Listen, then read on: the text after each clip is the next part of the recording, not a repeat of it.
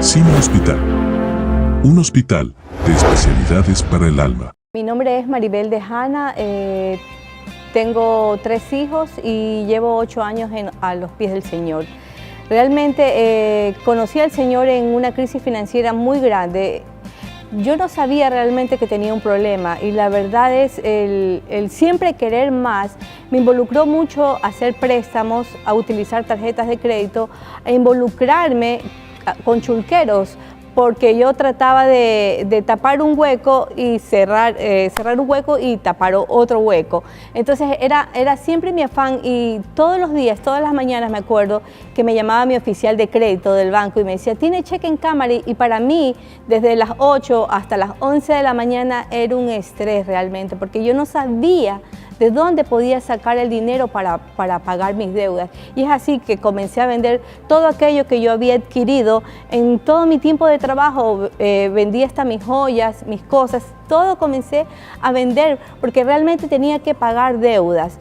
Y sabemos que cuando nosotros nos involucramos con gente que presta dinero, somos esclavos realmente de eso, de ese mundo, y no me había dado cuenta que yo estaba en una cárcel espiritual financiera. Hubo un día que ya realmente no podía más, no daba un paso más, y me acuerdo que era un cheque muy pequeño que tenía en cámara, y ya no podía, ya no había un amigo que yo le preste dinero.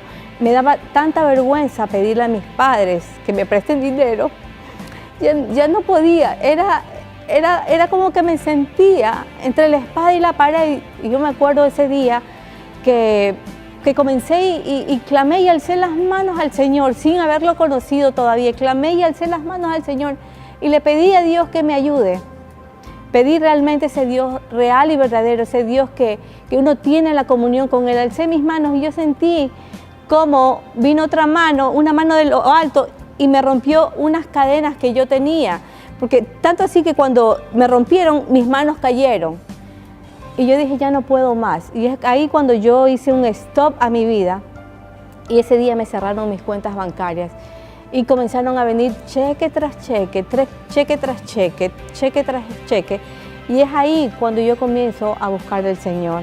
Es ahí cuando comienzo a escuchar a la gente de las prédicas y a pedir que oren por mí. Porque yo ya no daba más realmente. Y comienzo a ir a una barca. Después mi esposo me invitó a un encuentro. Yo me acuerdo que en ese tiempo yo vivía en Libertad y todavía no llegaba acá a la iglesia. Y después del encuentro yo nunca vine al recibimiento, sino que yo me fui para Libertad. Y como a los 2 meses mi esposo ya para ese tiempo ya comenzó a trabajar acá en Guayaquil y yo me quedé en Libertad un tiempo sola. Y yo me acuerdo que yo vine aquí a la iglesia y ahí sentí algo especial cuando entré a esa iglesia y cuando el pastor hizo el llamado, yo vine adelante y realmente lo que yo puse ahí fue aquello que para mí me estaba llevando a desbaratar mi hogar, ya me estaba llevando a enfermarme porque todo esto hizo que yo entre en una crisis por la ansiedad, porque realmente no sabía qué es lo que tenía que hacer. Y lo único que yo tenía que hacer era buscar al Señor, buscar a ese Dios real y verdadero, ese Dios que te da la libertad financiera, porque Él no quiere que nosotros vivamos en esclavitud financiera. Él no quiere que tengamos vida y vida en abundancia.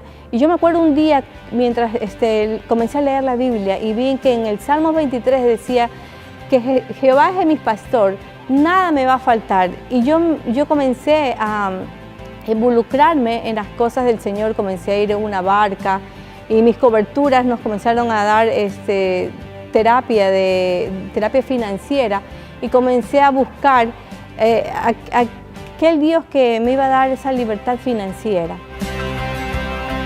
Una de las cosas que cuando ya hice realmente un pare, fue que comencé a ver las deudas, cuál tenía, y comencé a solucionarlas desde la menor hasta la mayor.